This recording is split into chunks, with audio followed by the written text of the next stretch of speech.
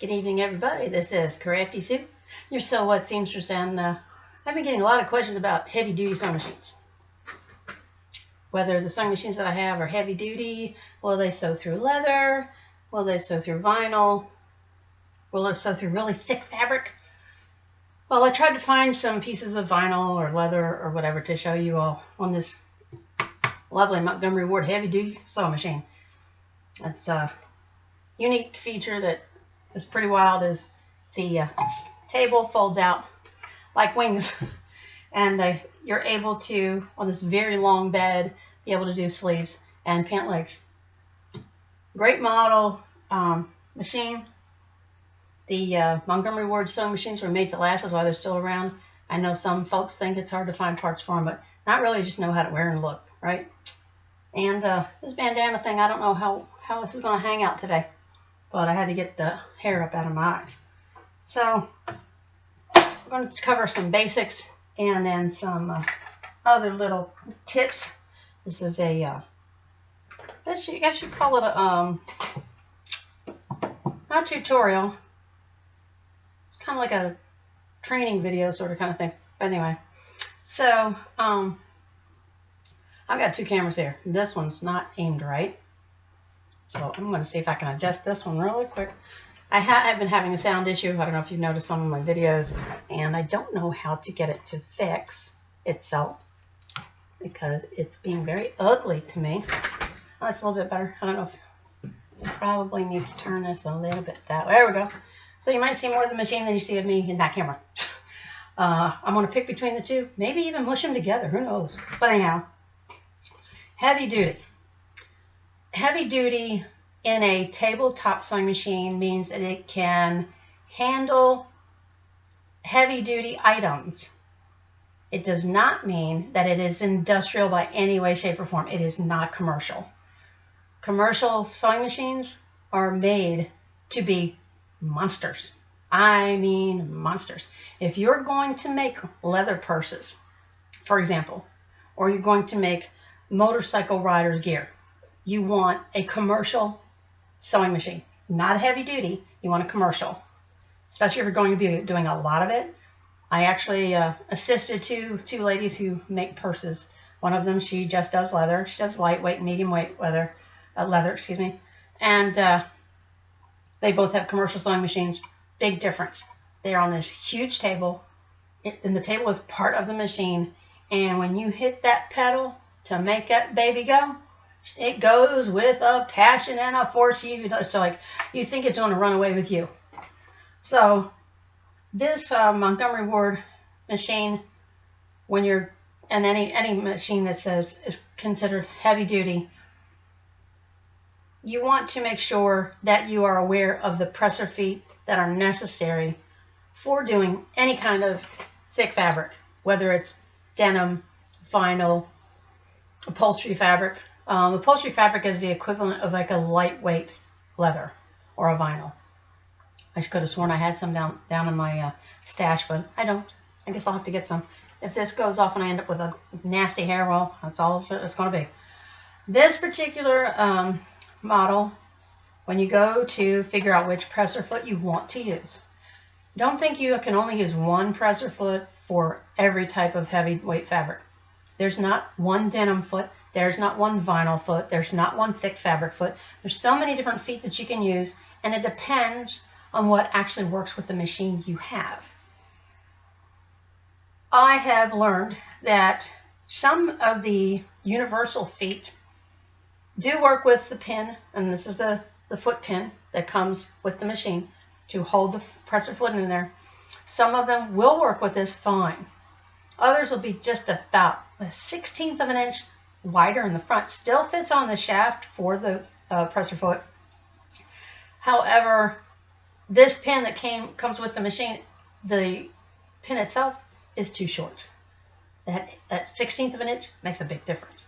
So I have learned, and it's a good thing, especially if you're doing multiple weights of fabric, from lightweight to leather to thick, thick layers. Have a collection of different lengths of these that fit your needle bar. That's the best thing you can do for yourself. like I said, this one came with the machine. I am going to first do a demonstration, I forgot the word, of a wide open toe zigzag foot. And you're like, but you're working on thick fabric, heavy duty. Yeah. The wide toe allows you to, if you were to use a twin needle in this, like if you're making denim jeans, where you have the double stitching down the seams on the outside, that would allow for that. It's also clear, so I can see everything that's going through there. But first, I have to finish threading it. So this, I'm going to make sure I put right here, because I know that's the original pin. I actually had a big pin in my stash, and I don't know if you noticed that too, that some of them are solid on the end, and then others actually have a place where you can put in a straight screwdriver to tighten them and loosen them. I have obtained sewing machines before that were so tight that needle bar presser foot pin were so tight that I had to literally get a heavy duty screwdriver to get them out. Over time, especially if a machine is sitting around in someone's home for a very long period of time, they can kind of like get seated in there. You don't know if maybe some moisture or dampness gets to it, and then it starts to have a little rust issue. And this little guy, this is a heavier weight thread that was in here before. I try, when I am actually in the selling a machine business for people, to leave it threaded when I go to pass it on to the new owner. And it's a very nice thing to find when you get a new sewing machine. It's already threaded, so you don't have to really go digging for the manual right away. You can like, oh, okay, it goes like, ah, cool. You just have to kind of like thread it while it's still threaded, and then take the old thread out. I've done that. It's actually not a bad thing. Now this particular model I have, and to prove a point as I'm doing this is impromptu. I see too many videos where everybody is so polished and everything comes out so wonderfully perfect. And we all know that's not reality, is it? Well, at least not in my world. So if I make a mistake, it's an honest one. Even after 40-something years, I'm still going to make mistakes. I am human. I am definitely not perfect. Now, before you think about the type of foot that you're going to use for your heavyweight fabric, leather, vinyl, whatever, depending on that thickness of that material, determines which size needle you use in your sewing machine. Two very important things. The sewing machine helps the fabric along. The needle is what allows it to help it along. If the needle is not the right size, it's not going to give the right distribution of thread to fabric to the feed dogs. And that's where people get aggravated and upset, because they're like, well, it's supposed to, it's heavy duty. And my first question is, what size needle are you using? What type of fabric are you using? Are you doing double layer, triple layer, quadruple layer? How many layers of fabric are you trying to sew through? A number 14, I have these needles right here to show. These are 14s. 14s are good for basically everything except super lightweight fabric. Then you want to go to the next size down, which is an 11 or a 9 or some, or I don't know if there's a 10. I've only ever used a 9, 11. There's a 12, which is like really close to the 11, but it's kind of like in between there and the 14. That's your, I call that your all-purpose needle. The other thing too is, if you're going to be sewing a leather or something that's a very dense material, you want to use a Sharp brand machine needle. SP. Sharp point is what that stands for. So if you have a ballpoint needle in your machine and you're trying to sew thick fabric, it might work, Yeah, it might not, it just depends on the size needle you're using. Now I have some different examples that I have samples down here, and we'll get to those in a minute. If you get anything thicker than that, if you're doing like heavy drapery fabric, like I just finished, those set of drapes with the really weird fabric, 16 is going to be your go-to, because that's not lightweight and not super heavyweight. It's somewhere in the middle. It's like a middleweight upholstery kind of really tight woven kind of fabric needle. That's your 16. It's lightweight denim. It's lightweight leather, as long as it's sharp. Now they do have ballpoints in the 16s also. And these I believe are ballpoint, if I'm not mistaken. Let me see. And it actually will tell you on the package. Now sometimes I take that as truth, and sometimes I kind of doubt it. So I will typically get one of each. I'll get a sharp, I'll get a ballpoint, and that's where your sample stitches comes in. Got to do them. If you don't want to have an issue in the middle of your project, like the last 6 inches, that always happens to me. Get down to the last 6 inches, either run out of thread in the bobbin, or the needle gets bent. I got to change, all that crazy stuff. But I will say, like, these are old, these are really old packages of needles, but the needles don't go bad. It's not like your canned foods in the cabinet that have an expiration date. It's metal, it's not going to expire. And they don't change the style of the needles, just the packaging over the years. It'll flat out tell you for a 16, it says, for heavyweight woven fabrics. What's a woven fabric? A woven fabric is like this, drapery material, okay? You can look at it and you can actually see the weave in it. You look at a pair of jeans, you can see the weave of the denim. Cotton fabrics, lightweight fabrics, medium weight fabrics are this. You can't see the weave, it just looks flat and smooth and solid, okay? That's the difference. But I'm using these for thickness examples, okay? And it says denim, duck, drapery fabric. See, I told you that thing was going to be messing me up. Suiting, that's like gabardine. If you're not familiar with gabardine, you can look that up. It's a medium heavyweight fabric that's used for suits. That's why they call it suiting. Corduroy, we know that is a little on the thicker side because it has those little ridges all through it. I'm called gabardine. It does mention gabardine. Suiting is the smoother version. Gabardine, you can feel a texture to it. Taffeta, a very slippery kind of satin. Usually has a little swirly kind of design on it. And gingham. Now I disagree with the gingham on here. I mean, yeah, you could use it, but gingham is very lightweight. So why they have that on here for a 16 needle, I really do not know. Gingham's a lightweight polycotton blend material.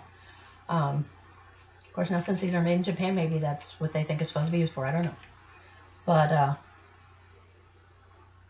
these are the 16s. And when you get into the bigger, heavier weight fabrics, like your medium to heavy leather, if you've got leather that's this thick, I mean, if it's more than 1/8 of an inch thick, seriously, then you need a commercial machine. You need a commercial machine for that, unless you want to tear up your sewing machine. Even a heavy duty, not a good idea. The other thing is, when you're doing thicker fabrics on a heavy duty sewing machine, you do not do it at full speed. You slow down. You slow down. You also have to adjust tensions, and I'll cover that with you in just a little bit. This is the 18s, the Singer 18s.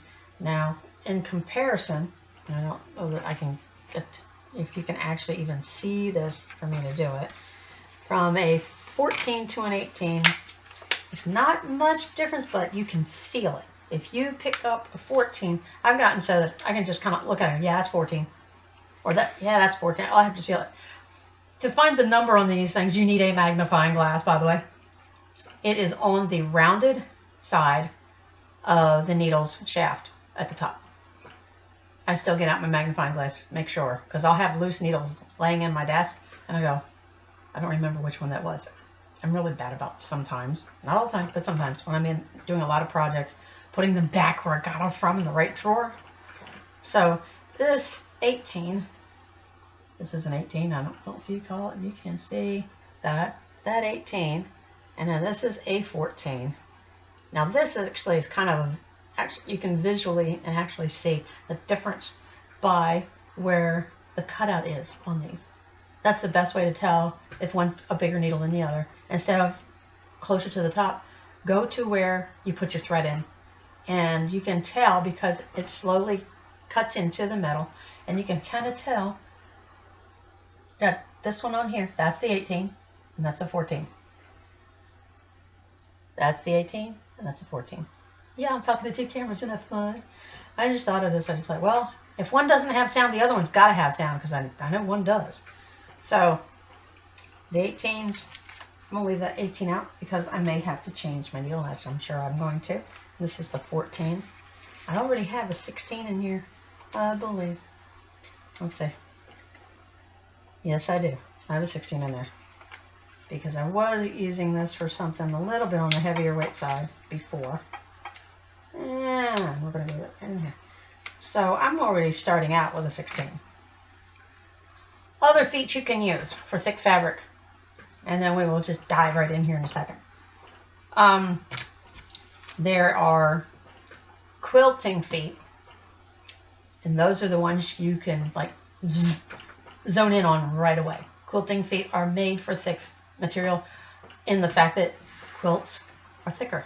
You have a lightweight fabric on top, you have one on the bottom, and you have that beautiful batting on the inside. And depending on how warm you want that quilt is going to be how much of the batting you put in that quilt. All right? The batting itself, when you get it, there's different, I got it in bulk. I got 90 inches by, I forget how many yards. That's if you're planning on doing quilts like on a regular basis, save yourself some money, get the big bolt. I think it's like 30 yards, something like that. 90 inches wide, you can't go wrong. Because you're not going to ever probably make a quilt wider than 90 inches. Because 90 inches goes across, almost across the king size bed, I believe. I don't remember the measurements exactly, but this looks like it's one layer. It's actually two. So that's pretty thin. It's not even, I'd say that's about a 1/16 of an inch wide. You double it, that's about an eighth inch. On my daughter's quilt that I'm working on, however, the batting I'm using for it, single layered, is thicker than this. So I'm doing single layer between hers so that she'll still have the warmth, but it won't be too terribly heavy. You have to consider those things as well. So quilting feet, got several different kinds. The open toe wide zigzag clear foot. Then there is a clear zigzag foot that has a wide base. It's a nice 1 inch wide base. This is awesome if you want to be able to keep your seams 1 inch apart. This is already measured out for you. It actually stitches at 1/2 inch. At the center of this little zigzag spot is 1/2 inch. So you can literally line up 1/2 inch, 1/2 inch when you're doing quilting on that one. This is a metal version. This is a vintage foot. It's the metal vintage version of the open zigzag toe. Nice and wide. I think they even call this a satin toe sometimes. Then you have the roller foot. Roller foot is awesome when you are trying to do thicker fabric and your feed dogs just can't. They're just like, can't do it. They need help. Well, they get help from this little guy, and I may have to use it. But first, what I'm showing you is the first foot I would use on a sample to see if it's going to work for the whole project or not. And if it doesn't, the next foot that I try for this is going to be the roller foot. Now, I could go to the wide one, but since this is a smooth bottom as well, I'm going to go with the roller, so it will actually help the feed dogs pull the fabric through. You don't ever, never do you force fabric through your machine. The reason why you don't do that, you take a lot of risks. You risk bending your needle. You also risk throwing your needle to bobbin timing off. And adjusting needle to bobbin timing is not a fun time. And unless you have a lot of practice at doing it, it can take a couple hours or more, or you end up having someone else do it for you. No one wants to do that. Then once you have the initial, doing your seams, if you're doing quilting, and then you're getting ready to do the quilting part, there is a special foot that you use for that quilting, and this is your little quilting foot. This is a plastic one. It has the big open box at the bottom. Again, this is clear so you can see everything you're doing. And with this little guy, this rests, this arm part, this rests on top of the needle bar, that the pin that holds the needle in. It rests on there. And what does is keeps it at a constant pressure, correct pressure, as you're doing it. There's that type, and then there's the older version that's solid metal. Same thing, the hole in it, but it's metal. Okay, same arm, has a little bit of cushion on the arm for that one. Then there's the more modern ones are spring loaded, and these are really great. You can't go wrong with a spring loaded one. Now, not all machines will take this one and let it do its thing. This one doesn't have that arm on it that goes on top of the needle bar. This actually goes with the motion of the needle going up and down itself. So this little guy goes, it's like Pac-Man. Okay. Another accessory, if you are planning on doing especially denim or even any fabric where you're going to have a thick seam, the side seams on jeans where they meet the belt loop, it is super, super thick. The trick with that is there's this little gadget called a Gina-majig. What do you use that thing for? And it's easy. You put this, like horseshoe, you put it behind the needle just before you get to that hump. Just before you get to that hump. And let me make sure I do this right. It's going that way, yeah. You put it in as an upside down U. When you put it in there, you put it in this way, so the open part faces you. So that way, as your fabric goes through this way, it comes out the end. This gives you a little less than 1/8 of an inch, because that's all the thicker it is, of extra work room for your sewing machine to be able to put the needle in and get over that thick part without breaking or bending the needle you're sewing with. I need to stock up on these because people that I teach sewing to, sometimes they say, well, I want to do denim. I'm like, you need one of these. So I end up ordering them for students of mine. Invaluable. If you get one, get 3. Because I'm always misplacing this one. So I need to get like 4 more, put them in the drawer, and then I won't lose them. The other thing that comes in handy too is I love this little, it's a little metal seam gauge. It's marked off exactly 1 inch, 1 3/8. These are your average, normal, typical hems that you would do for just about anything. And it also helps you with seams. So, I've got it threaded. I need to draw up my bobbin thread on this and pull that up. I have contrasting thread for a specific reason.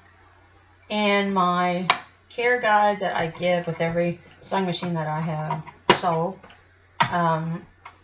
I talk about the sample stitches, and I've talked about that with you other beginners. If you're a beginner and you want to do denim and this is your thing, take notes, replay it, take notes, and replay it again. This is just a double layer, regular cotton, and I'm using the wide zigzag satin stitch kind of top on this machine. Now the reason why I'm using quilting pins, because they actually work really well with fabric as far as a thicker fabric goes. They're like little beast pins. They just don't stick. Like, yeah, I'll stick that through there. I don't have no problem with that. So, and also when you are first putting in, your sample stitch swatches. That's what I'm going to call them. SSS. Okay. You want to do it on a sample. If you don't have a sample of the material you're using, try to get one. If you're making vinyl purses or clutch bags or whatever, get most places will have a remnant section. Will have little pieces of leftover or end pieces of a bolt, and they cut the price down like a fourth of what normally would cost you. So definitely get remnants of whatever it is that you're going to stitch. When you first purchase what you're going to sew, just exactly what you need. Always have a little extra. That's why when I buy material, I get a quarter yard. I religiously get a quarter yard more for my sample stitching. It's not that much more money, and it will save you a lot of headache on a project so that you don't have to rip everything out. And I'll tell you something else. If you're working with leather and you end up where you're going to have to rip stitches out, it's done. It's ruined, because leather, when you stitch into it, if you pull that stitch back out against the grain out, you're going to have holes. You're going to have where the needle went in. It's going to be, and unless you put a thicker thread in there of some kind, or you get someone with a commercial machine to actually restitch it for you, it's basically ruined. So don't ruin your good stuff like that when you're using leather. It's just not worth it. Get extra pieces. That way you can play with your machine to see what works for your machine. That's always a smart thing to do. So on this little guy, this is only 2 layers on regular cotton kind of material. I always put my needle down to start with. Your thread's going to be at least 4 or 5 inches behind tail, so that way it doesn't pull up out of there as soon as you start stitching. Now, because this is only 2 layers of batting, very thin layers of batting, it should use this foot without a problem.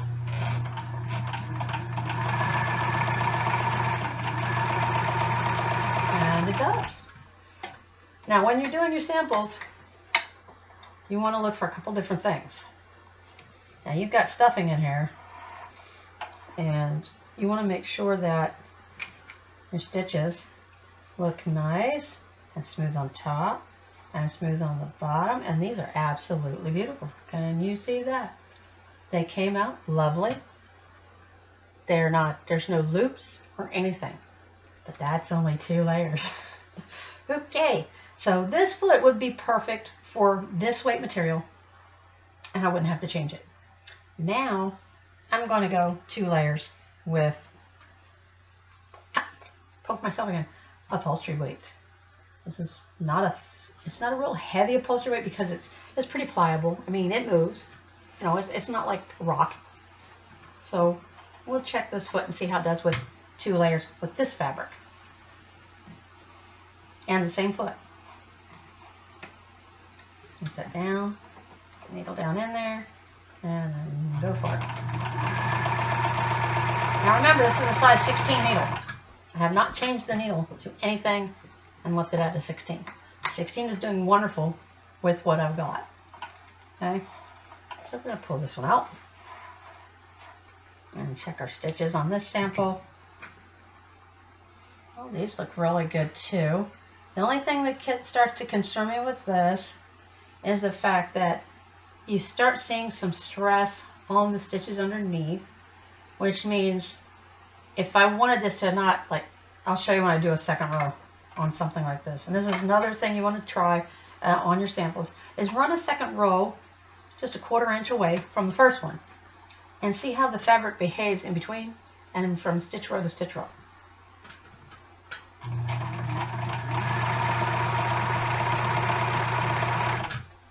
Don't you love how quiet this machine is? I forgot how quiet this one was. Do I want to sell this one? I don't know. Well, I have all of the original parts, including the little cheat sheet for stitching and how to thread it and buttonhole and all kinds of great stuff. And it's the first vintage sewing machine that I have absolutely everything. It is almost as if I went into a store and bought this right off the shelf. It has absolutely every original piece to it, including the zipper feet accessories. And it's this quiet. Can you believe that? Oh, I got goosebumps. Okay. I could probably get away with it with 2 layers on this. I did the second row on this sample stitch, and what I'm talking about is if that middle part between the stitches does not bulge up and it stays pretty smooth, you're good. That's what you want. Now I'm going to do the same thing with this needle. Same material with, let's see, how many layers did I put in here? I put in here 4 layers of batting. Now the 4 layers of batting on this is the equivalent of almost a middle grade leather. I mean, because when I'm doing like this, and I'm picturing a piece of that medium weight leather in my head. The first one with the 2 layers and that upholstery fabric would be like a lightweight leather. Remember, with leather, you use the sharp needle. This one is, I think this one's standard. Wait. Nope, that's a sharp one. I forgot what I put in here. But anyway, the sharps go in clean, come out clean. It's kind of like when you test a cake. You don't know how to test a cake to make sure it's done? Oh, come on. You use a toothpick. You use a toothpick because it's wood. And if anything is not done, it's going to stick to that wood like glue. You stick the toothpick in the center of the cake, and if it comes out clean, it's done. But if it doesn't come out, don't come out clean in the center, in the middle, and towards the outside, then you need to cook it some more. So, pointy is better. I'm hoping one of these will tell me that I need to change the presser foot. But it might be just the fabric. But I'm going to show you the roller one anyway. To show you how that works. Now the 4 layers are, because I had to kind of play around with this. Put this right there in the, oh yeah, that's nice and thick right there. And put the needle in. Now, when you have something this thick, if you look, I don't know if you all can see very well, but you can see that the edges of the presser foot look like, I don't like it. And the middle portion between the toes of it, is actually doing this. Looks like a little hill. That could be your first indication you might have some issues with it feeding through, or the machine does all the work. Now, I don't know if you've been watching, but I just guide it. I'm not pulling, I'm not pushing. This is doing all the work. So we'll see what the 4 layers does with this foot on it. Ooh, oh, see? Did you see that? This is why I like doing this unedited. It stopped because it said, that's too thick. Well, I can do this just to make sure. I'm going to make sure. I'm going to try it. Oh, okay, it went in. It struggled, but the needle went in. Now let's see how it goes. You hear that? You hear it struggling? I hope y'all can hear that. It's just going, where before it was like nice and smooth. That tells me 2 things. The thickness is causing it to stress. We do not want to stress our baby Montgomery Ward. We don't want to stress the baby. No, no, no. Because it's been a good machine. We're going to keep this one happy. So, since this is a sample stitch piece and not the actual item that I would be making, I'm going to lift my presser foot up. Another thing you'll notice when you know that the fabric is too thick for the presser foot is when you go to lift the lever up, to lift the presser foot up, it's already up part way. That's how I know it's too thick. The only other adjustment that you could do with this is while it's down, lighten up this little gadget right here on top of the machine. That's your presser foot tension.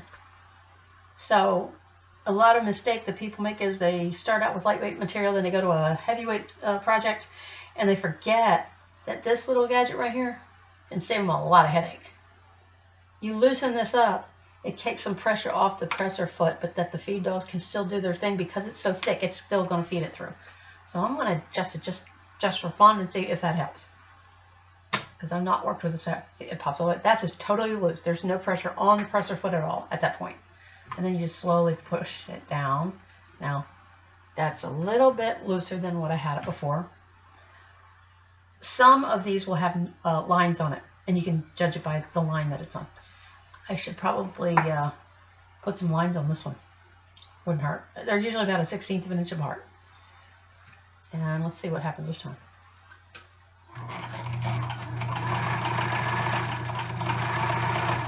Well, that helped it go through. I mean, you don't hear it like grinding, right?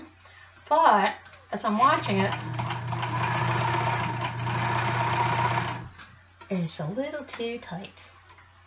And this, the foot, even though I lifted it up, it was all, I mean, it's almost as if the presser foot's not on there at all.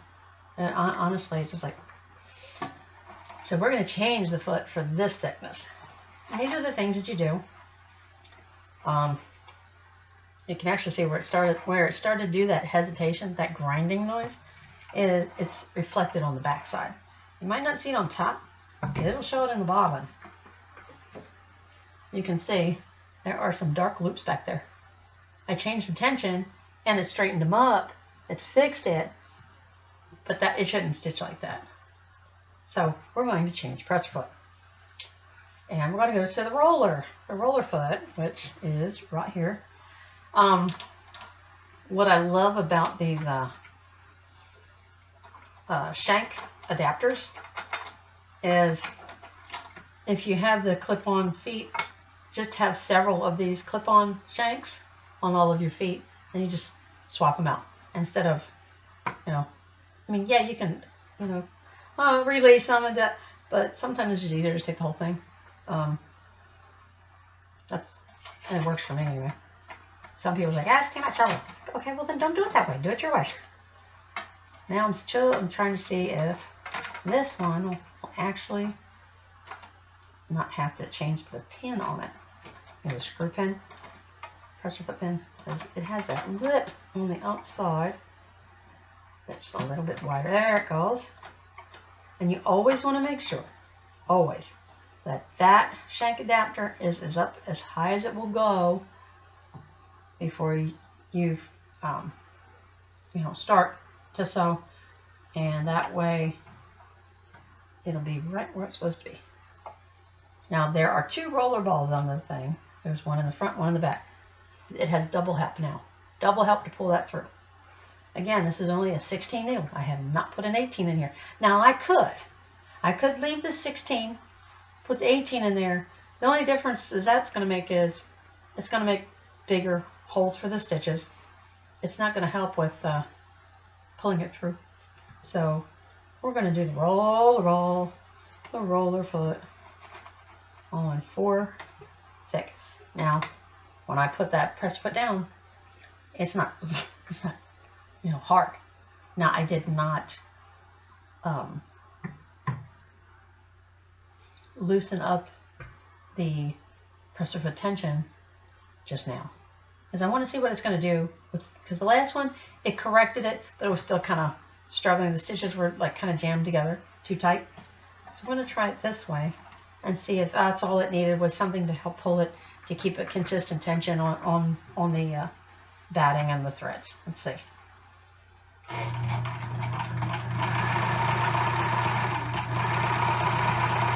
Now see, it does go through there really smooth, right? The roller foot helps.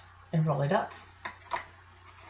And the only thing that I can say is if you're not real concerned about, the poofiness of it, this is like going to show puffy because the first row was too tight, because the tension was too tight, and it's the top tension, it's not the bottom tension, and it's all going to be with something like that, leather, denim, whatever, the tension on the presser foot. That is what you loosen up first. Now if your stitches are starting to look really super tight, then you do loosen up your thread tension, your top thread tension. That's why sample stitches are so important. If you can do a sample and it looks exactly like you want it for your end product, what you're making, it's all gravy. That's with 4 layers. I have one here, I think it's 6. That is going to be a trick. I left the roller on there because I already know that 6 needs a roller foot, 8's probably going to need one. Or it may need another needle size. So, 1, 2, 3. There's 8 in here. I put 8. I thought I put 6. It's 8. So this should be real interesting for y'all to watch. And for me too, because I've never done it that way. Okay, already know. You see how thick and how high this is? Can you imagine that being 2 pieces of leather? Seriously? I mean, that's a good, that's 3/8 of an inch thickness. Think about that. So I'm going to show also slowly. When the thicker it is, the slower you go. Otherwise, that'll be a broken needle or a bent one for sure. And if you can't lift your foot up high enough to get that under there, you know you're in trouble. So now, even though I put the presser bar down, it's basically like it's not down. So now it's the needle and your feed dogs that are doing all the work. Seriously, the presser foot's just kind of there. It's just kind of there. So guiding it is very important. I'm getting nervous about this one. And I did not take my tail back 6 or 5 inches. So I'm going to quick grab that out of there. You can do that really fast. Come here. I need to make sure that I don't lose my thread, because if I do, it means I got to rethread it. I don't want to rethread it. Okay, here you go. Come on. Come on, you little thread. Come out of there.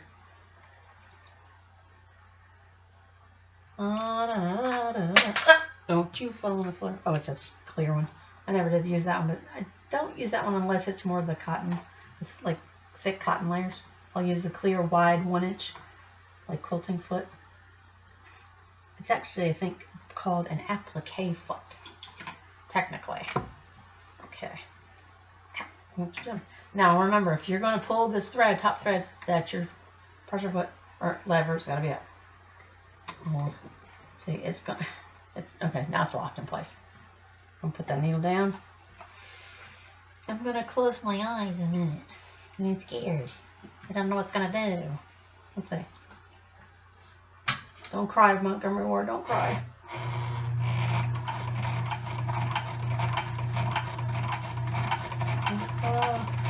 Now, if this was leather, I can tell you right now, that needle would not go through there like it is this fabric, because this is a woven fabric, and that's the difference. Leather it's a animal's hide, for Pete's sake, right? And it's solid. There's no weave about it. So when you have something that's no weave about it, that's why you use the sharp needles, number 1. And number 2, you take your time. I'm going to take this out, even though it's just a small section, to show you that, let's see, I'm having to pull it.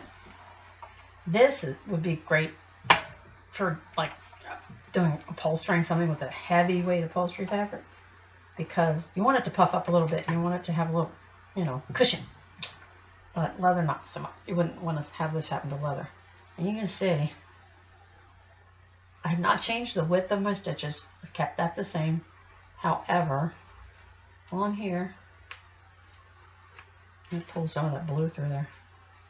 The stitches end up becoming smaller than what they're supposed to be. When your stitches start to shrink, 2 things. Change your needle to the bigger size and let up on some of the tension so that it doesn't. So you see how it bows out? See how it's like wings? It's like fluffing out. That's because the stitches have gotten way too small. That's not the size they should look like, leaving it on this setting at all. So with that said, change the needle. Let me see what the difference is. I'll put an 18 in here. And, oh gosh, I have to thread a needle again? Oh, yay. Hate doing that. But I'd rather thread a new needle than to have the needle break, get mad because now I got to go buy more needles. And this 18 should cut through there a lot easier. And then I'm going to change the tension on the presser foot just a little bit.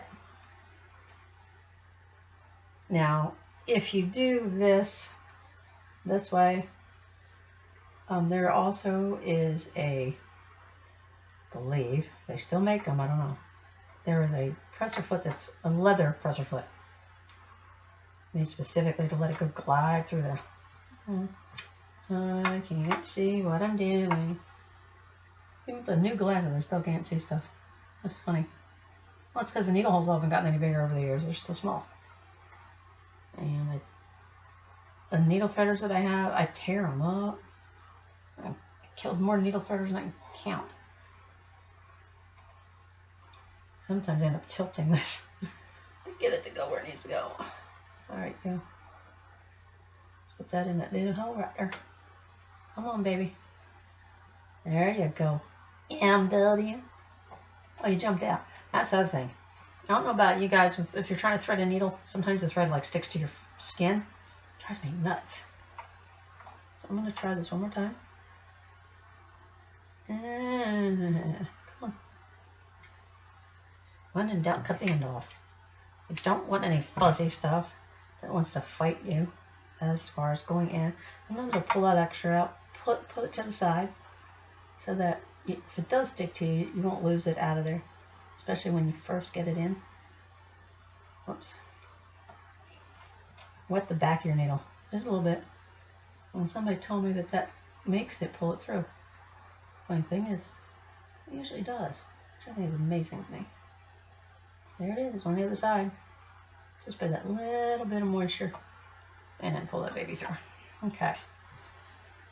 So right now I have an 18 needle in there. And there's something too. That needle is to the right. It looks like it's to the right. It does make, right now it does make a difference, but I didn't even look at that. I mean, if your machine goes left, middle, right, have it in the middle. Unless, because of where the seam is, it's advantageous to have it to the right or to the left. Depends on what you're making. So this is really super thick, guys. Really is super thick. And it's just like barely fitting under here. So I'm going to have to fuss with it just a little bit. And now I'm going to do something here in a minute to show you the jam-a-jig thing do its job. Now if you see, I have the needles all the way up. It's pulling on the feed dogs. So it's down. Yes, it will not be down. Now I'm going to loosen my tension up to about half. And I want to see with the bigger needle and with the looser tension on the presser foot, just what kind of stitches it's going to give me. Again, this is a sample stitch piece. It's not your final product. You can play with sample stitches till you get it just right. I have a tendency to do that because I'm very picky. So I don't mind doing these. Some people don't like doing it. Especially when you're working with thick fabric, put your needle down inside it for the first stitch and then go from there.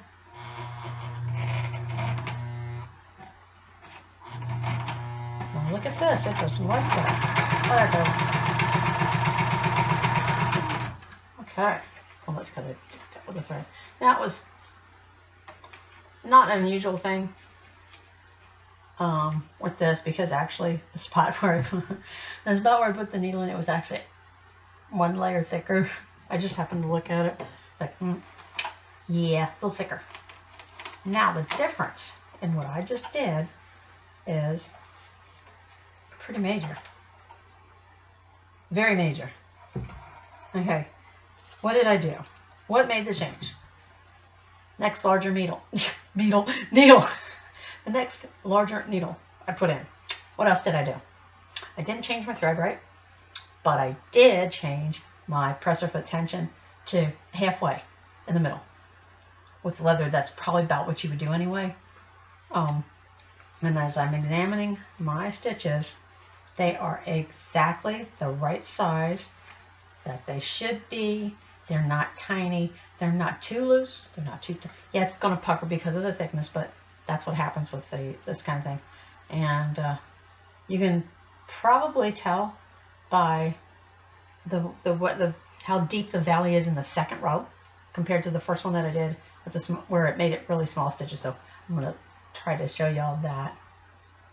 See this one on the outside and that one. The valley is a lot deeper on the smaller ones. And the smaller stitch is a lot deeper. I'm just kind of look at it that way. One's deeper than the other. That means my tension is more along the lines of what it should be. Now, I'm going to be daring here. I'm going to try to show you how to use the jam-a-jig if you were doing thick seams like on a pair of jeans. If you're doing that like by the belt loop or the side by the hip, that area. And I'm going to use this other sample piece. to kind of demonstrate that for you. I hope that works. No. Okay, we're going to do it upside down. We're going to treat this as if this is coming up to the hip seam out on a pair of jeans. And yes, I stuck myself again. And you already know it's going to be super, super thick, right? And I hope if I had a pair of jeans, I could show you exactly, but I don't. Your jig behind the needle, under the foot, if I can get it in there, as I may have made this too thick. Yeah, it's too thick. Let's see, the one on top. Let me get the other one. This, I want to try to simulate the exact same thickness it would be for a pair of jeans. I know, this way. Because I know that the seams on the jeans is about that thick. You know, it's about that thick. And then I'm going to take this thinner piece, not that one, the 4-layer one, which is going to be like the other side that it comes down to, or comes up from. Yes, I stuck myself and I is a bleeding. Okay. So we're going to put that right, yeah, I told you it was a sharp needle. So we're going to put this, we're going to lead up into from an inch away. That will work. And I'm going to put this on top, just where the little U part is. I'm putting it right before the real thick part starts. Then I'm going to lift up my presser foot and slide it so that the needle is inside that horseshoe. By hand, I'm turning it down into there. Okay. I feel it going into the fabric. And I'm not changing the tension or anything because I already know this is just about as thick as what I just worked on it. And then I'm going to just take it real slow. And sometimes you have to hand wheel it through. There's no rule that says you can't do it that way. I know this is a mess. My head is like doing its own thing today. Now this is where the roller foot will not work for you. The foot you want to have is a open toe one. And I forgot, for one reason, that roller ball in the front is going to be in the way of the freedom of motion for your needle. So with that in mind, we take the jig out, slide it out from the back, put our needle up, pull that out, haven't heard a thing, and I'm going to pop that one off, but it's just going to save some time. I have to make more headbands, guys, because these handkerchief things, they don't work so good. Bandanas, I'm going to be making personalized little doggy scarves for a friend of mine. So I've put back on what I started with, the open toe, satin foot, wide, zigzag, whatever you want to call it. Okay. So now I'm going to go to this, put my little Gina-majig. I used to call this thing a thingamajig, and it's Gina-majig. I'll figure, right? That on there.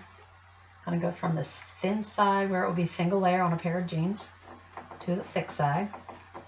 Put it right there, just before the hump. Okay. And needle down. This is down. Haven't touched anything else.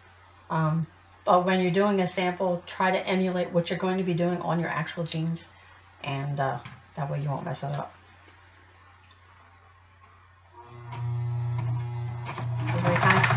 You kind of have to help it a little bit to get started.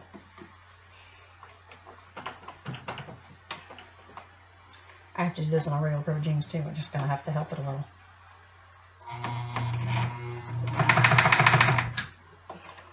Sometimes because it's this one, I made it too thick, is the problem. There we go. But it doesn't hurt it to have to do it this way. Come on, baby. You can do it. There it goes. Ta-da! And then this Gina-majig goes flying off the table. That happens sometimes. And so anyway, that didn't pan out because the material was too thick, guys. On a regular pair of jeans, it would be fine, especially with an 18 needle. It's just, I made it too thick for you guys to watch it.